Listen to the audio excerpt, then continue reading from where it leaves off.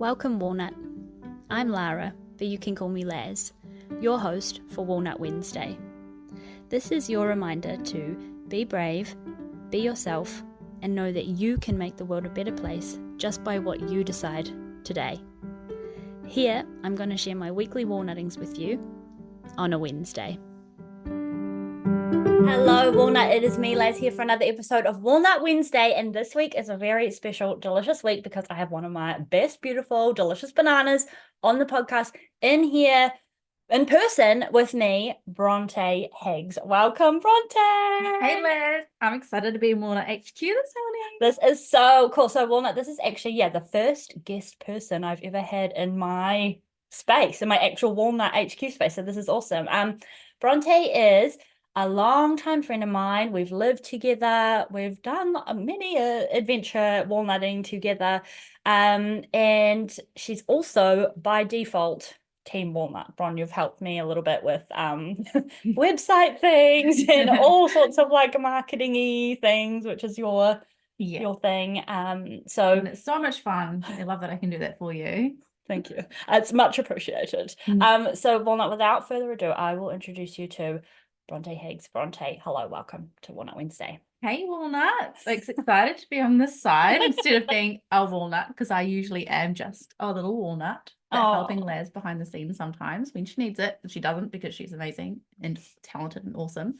But, you know, it's nice to help a friend out when she's doing something her passion. So, yeah, I'm excited that I can be on this side of it today. Yeah. And Walnut HQ is cool, by the way. Can I just tell everyone? It is so cool. It's bright, good vibes. It is. It's really cool in here. So, yeah, I'm so excited for our chat today. Oh, thank you for being here, Bron.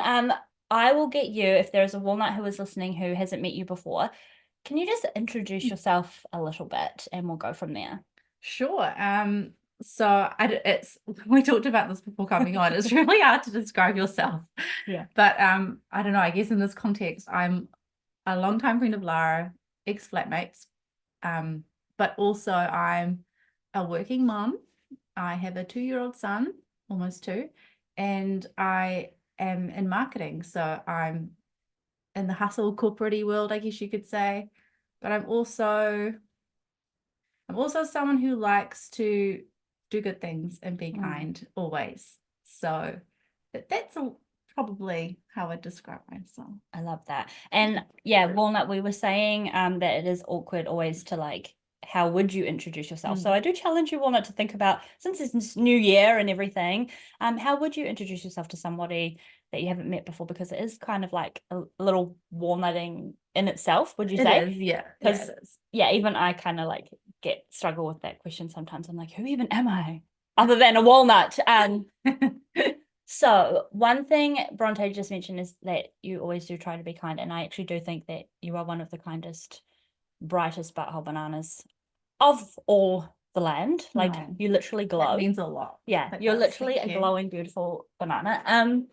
So Bron, I think I would like to sort of start off with like, how do you make, from the outside looking at you and your beautifulness, you make things look really easy.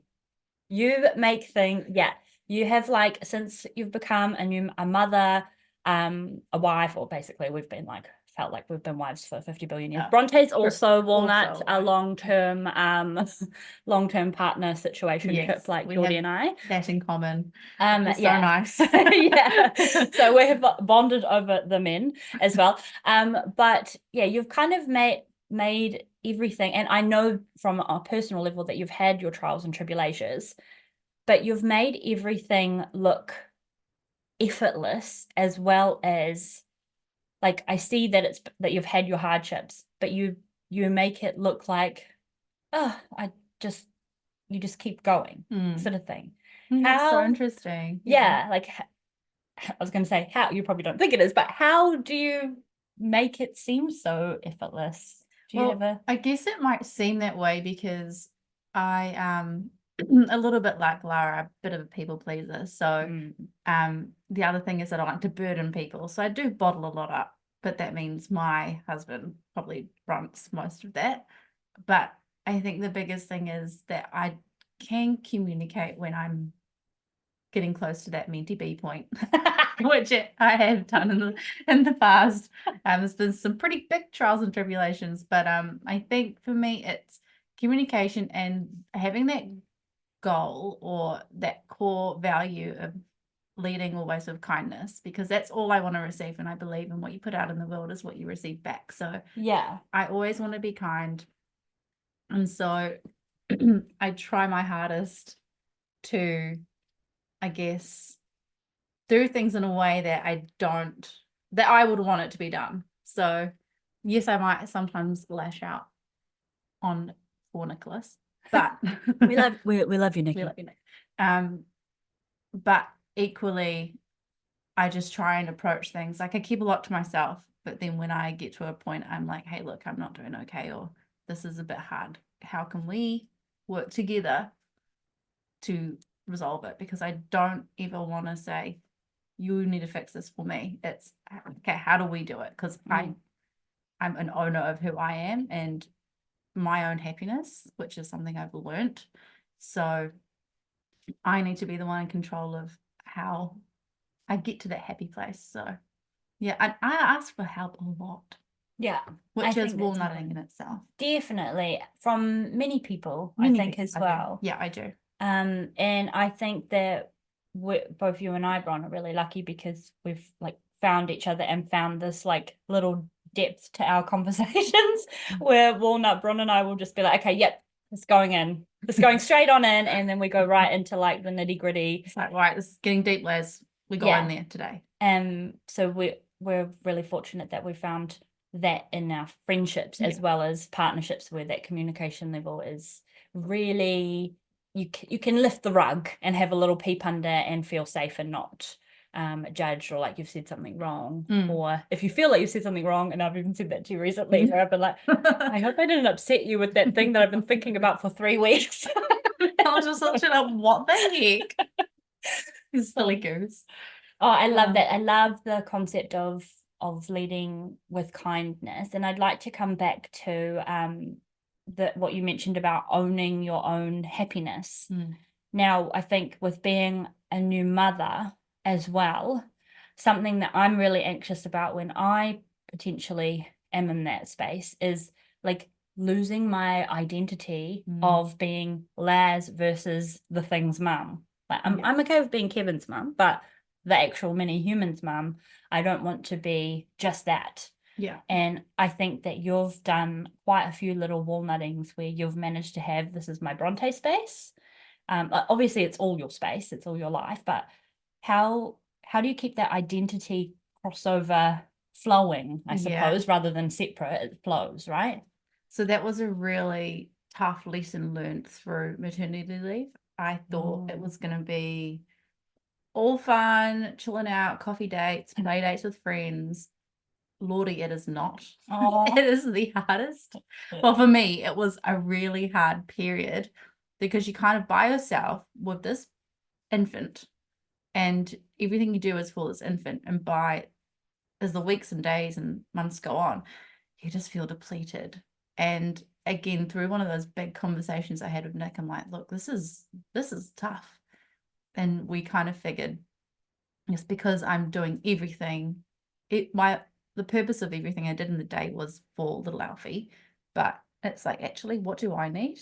And like, I just need to be able to sit and have a coffee for 5 minutes with peace and quiet and no one needing me, and just allowing myself to sit there and not think, I should be doing this or I should be doing that, like the washing or tidying up or whatever it is. It's like, no, actually, what's needed, what's top of that to-do list is a little bit of me time to bring your sanity back. And so I think making sure you allow me time, whatever that looks like, it could be, I don't know, just sitting out in the garden with peace and quiet, or for someone else, it's talking to a friend. I don't know. But what it was is it's more about what would fill your cup and making sure that's a priority whenever you need it. Sometimes every day it is for people. Sometimes it's every hour. I don't know. For me, it was like at least twice a week I needed something for me. And one of those things was sitting quietly with a lovely cup of coffee with oat milk, or getting outside, having a walk, or it's that progress to going for a run, just get the endorphins going. You just need to slot in that me time as a top priority. And yeah, making sure that your partner's on the same team with you on that. Like, it sounds obvious, but it's kind of not when you've got this massive house to-do list between you, and then they've come home from being at work all day and they also need that 5 minutes too. So you relate on that level. It's like, okay, well, what do you need? And then what do I need? Because we both need to make it work. And I think that's the thing, is being kind. Like, I felt like it, instead of feeling like you are the one fronting more than the other, it's like you both got a lot on your to-do list. You've both got a lot on your plate. So you both need time. So how do you both fit it in? Instead of being like, you've been out all day, I've been at home, now I need to do this. It's not, there's none of that. Be kind. So I have to keep reminding myself, be kind. I love that, because yeah, sometimes Geordie and I have gotten into a space of like really tit for tat. And this is not even a human child involved, only Kevin, but like even just yesterday, Geordie was like, had like much under his breath, and he was like, I feel like I'm doing a lot more at the moment and I need you to do something. And I turned around and I said, bitch, I was like, you wanted to say. I wanted to tell him to leave. No, I'm kidding. What I turned around and said was, okay, well, I have done all your washing, which Walnut I refuse to do, for I have not done Geordie's washing in about over 10 years.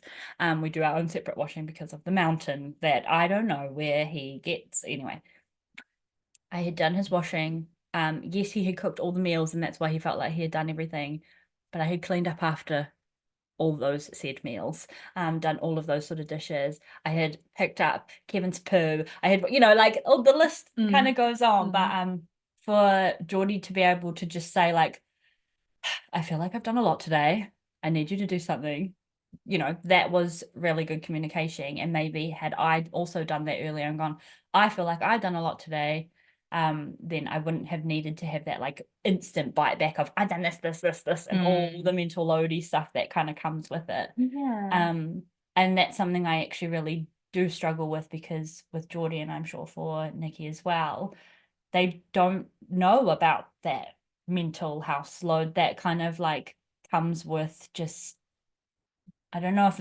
it is being a woman thing, but I think it may be an ADD thing as well. Like I have a little bit where I start lots of little things and then I can't feel like I don't get my piece of rest or my sit down with my hot coffee to be alone, because I'm like, oh, I'll just smash this out, and then I'll be like, oh wait, hang on, I started unloading the dishwasher, so I'll do the dishwasher. And then all of a sudden my whole time by myself while Geordie's out is gone, and then he gets home and I haven't had that time. Or the worst, they get home right as you sat down and we're like, oh look, you've done nothing the whole time. Yeah. That happens a lot. Yeah, so I guess my question to you, Bronnie, I went on a tangent and I don't really know where I came back from, but I have a question. Is how do you like prioritize that kind of thing with mental load? Like how do I make it at the top of my list to do my sit down and just play on my phone, or sit down and have a moment to myself, when I've already half started 500 other things that are for myself? Because I feel better when they're done, but also, are they right? I guess I'm answering my own question, because they're not right now urgent. Yeah, that there's more time in the day, and if it's urgent, you just in my head, I think, what will make me feel the best? What makes me feel the best is a coffee. Then what makes me feel next best is a clean kitchen. So after I have a coffee, I will then go clean the kitchen. And that's ticking the boxes of getting stuff done, but it's what will make me, feel best, will have the biggest impact into achieving that goal of feeling good. The next thing would be making sure the washing's hung out. Or sometimes, sometimes it's having a load on while I'm sitting down, so I know when I'm done sitting down, I can hang it out. Oh, I love that. Like I don't know, Nick doesn't have that mentality. He's like, I'll do the washing after I've done this. And it's like, well, if you've done it first, it's then ready. Going. Yeah, that's productive. So for me, I look at things of what gets me there fastest. And it might be doing the niggly things, but I'll get there and be like, oh, if I run out of time, then shit, the biggest thing that I wanted to do was have that coffee, and I don't have time for it now. So we'll start with the bigger impact stuff. Oh, I love that. Okay. I'll work on that more. And I love the productivity line of then what's the next most important thing? Oh yeah, having a try to get, and then weaving those tasks in Yeah. to make it seem like it's not a task. I'm a list gal. I write it. I've got this thing we both have the same thing in our fridge. I write it down on there. I'm like, okay, I sit there for 10 seconds. I'm like, okay, what I'm feeling, what can bring me down? I'm like, okay, this, and this. And then I also like ticking, so I'll do that. And then by halfway through the list, I figured I'm not fussed about ticking. I'm calm now. And I'm just like, oh yeah, I'll get to that stuff if I want to. Or Nick will be like, does anything need doing? So, and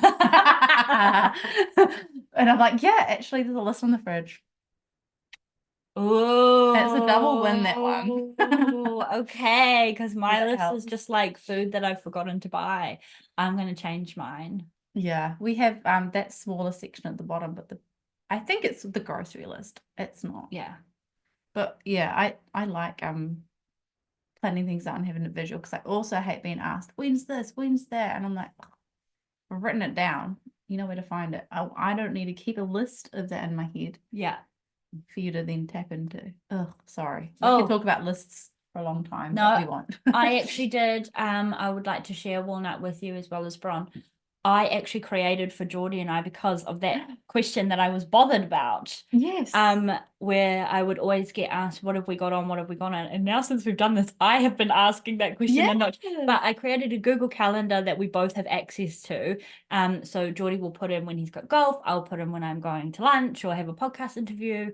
And we both each put in things so that we don't have to ask each other that question. And the boys talked about that at golf, and Nick came home and said, Geordie and Laz have this Google Calendar. Can we have one? Walnut. Couple goals, no. Yeah, that's actually been really helpful for mainly for me to not be asked, what have we got on? Yeah, and in turn I have now been asking, what have we got on?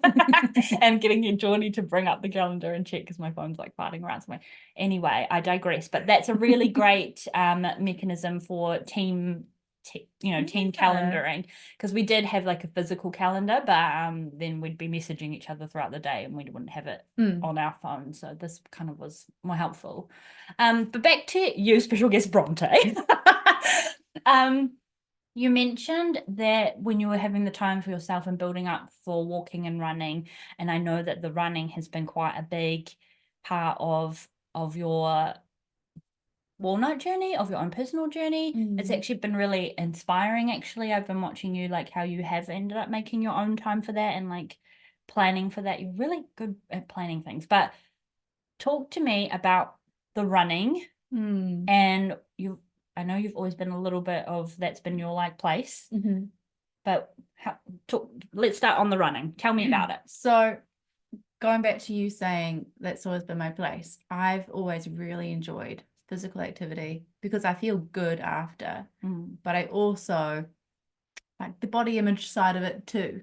And when I'm not feeling my best or looking my best, it really affects my mental happiness, I guess, which is a thing I'm working on. But also in that, the endorphins are actually so good for you. And through pregnancy and postpartum, I lost all of that. I lost the physical activity side, and I didn't have that in my life.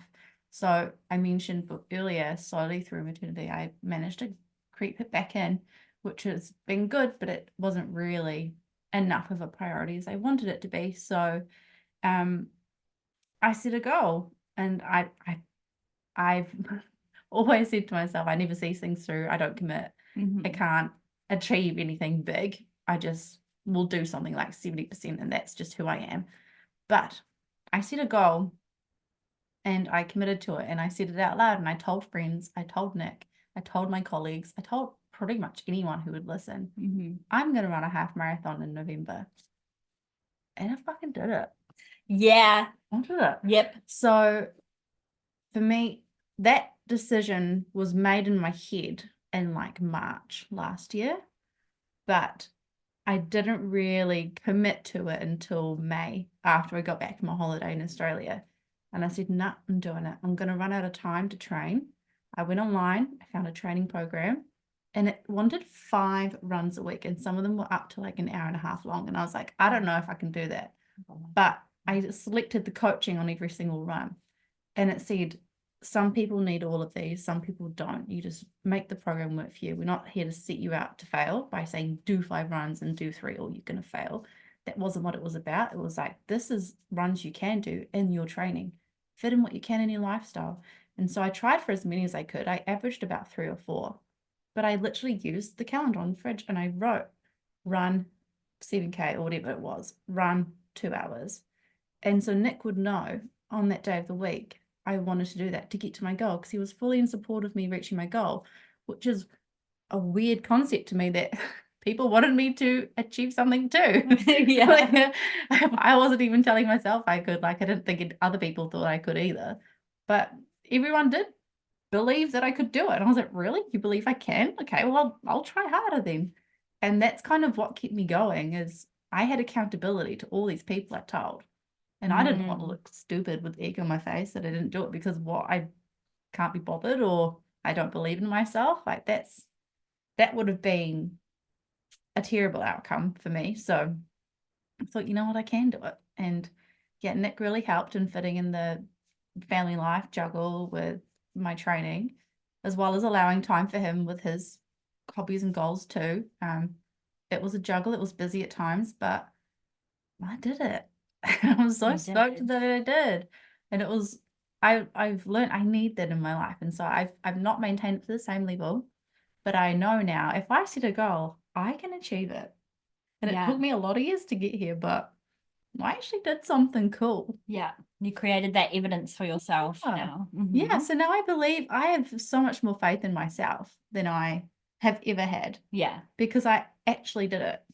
Like to the expectation that I wanted, because I set a time in my head. I didn't tell anyone the time. I set an ish time. I had a time in my head that I wanted to beat, and I beat it by 2 minutes, and I was so stoked. Yeah. And I didn't tell anyone about that because I didn't want to fail, but it was your own secret evidence. yeah, as the well evidence as to everyone else was I did it and I ran the whole time. Yeah. The evidence to myself was I did it, I ran the whole time. Because another thing is I listed about 5 achievements I wanted to achieve. I wanted to finish the training program.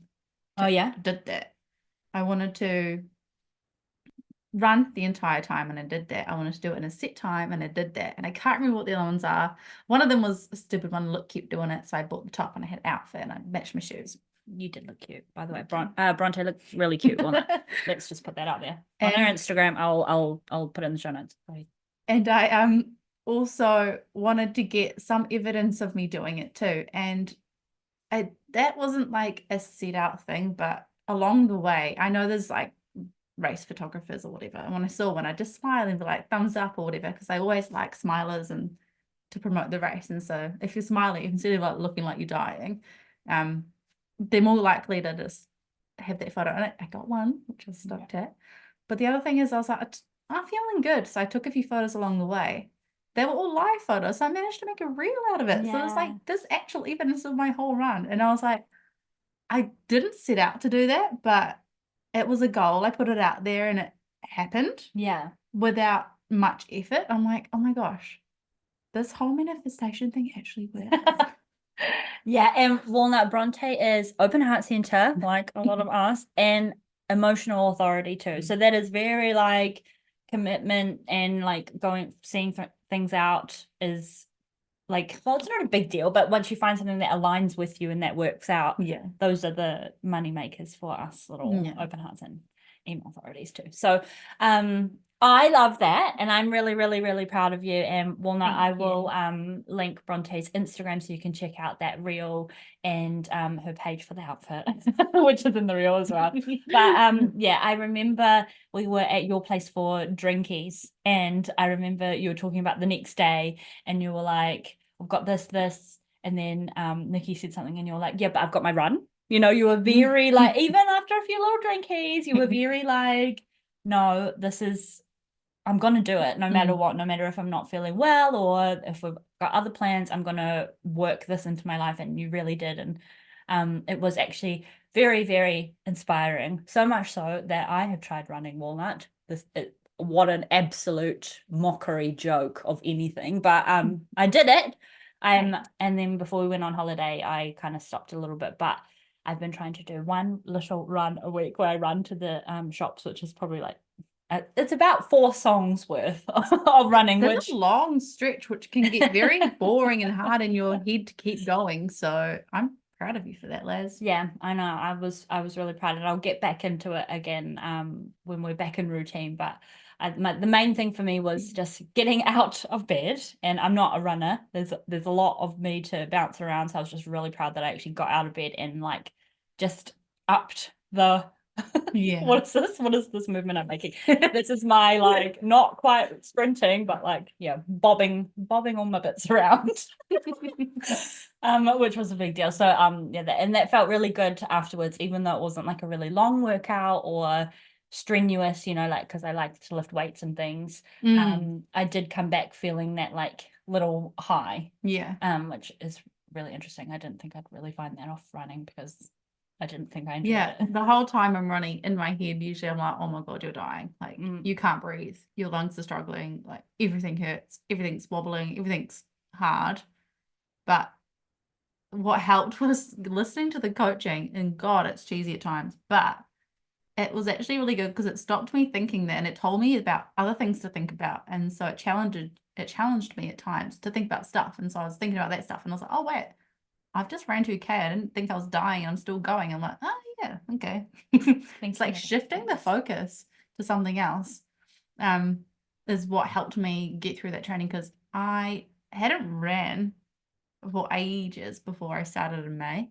I've literally said I went from 0 to 21K, and that's pretty much how it was for me because I wasn't doing anything. And you share a lot of your working out when you were working out lots in the gym and you were lifting your weights, and I love weightlifting. That was my happy place. Cardio, I thought I was dying the whole time, but I just wanted a challenge. I just challenged myself, and I felt it was important enough to get everyone else alongside me, and everyone else thought it was important too. And honestly, I'm still dining out on it. I know. Smile. I'm like, oh, that was so cool. I did that. I love it. Which is a weird thing to say about yourself, but I think you need to do something that makes you proud. You need to do something that lights your butt up. And I find also like having something to like a goal. I don't really believe in like New Year's resolutions and all the things, but having a thing like for you was that half in November. And that was a thing. But like I find that kind of motivates me a little bit more if it's something that I can feel in my butthole that I actually really, really want to do it.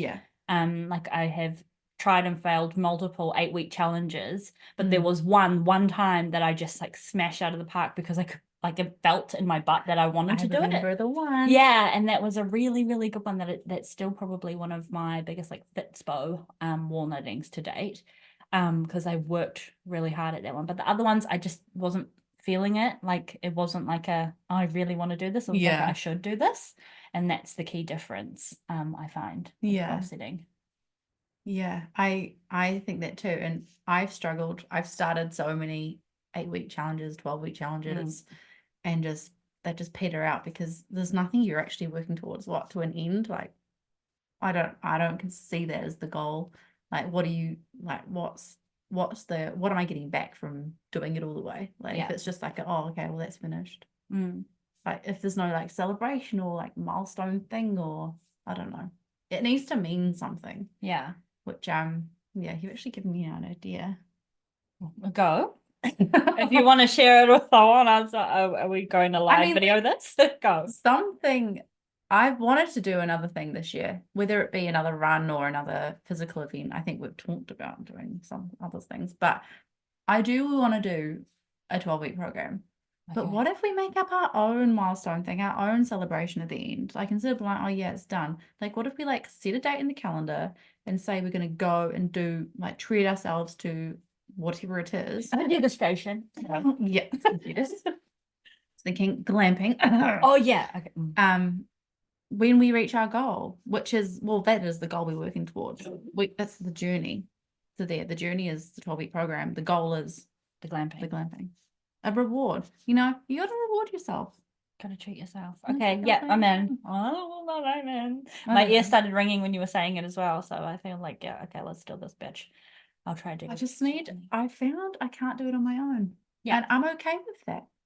And I think that's one of the biggest lessons I learned is I can't do things on my own, but that's okay. I don't have to struggle.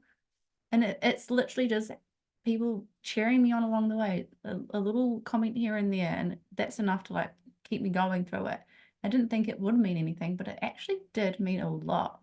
So I've learned that about myself. I love that. And I am similar, and it's not necessarily having someone to like pick me up and take me to the gym and do the things like that. Granted, that really does help, but that's not the be all end all. It's just someone going, oh, I did my run today. Yeah. And then me going, oh fuck, okay, Bronnie's done her run.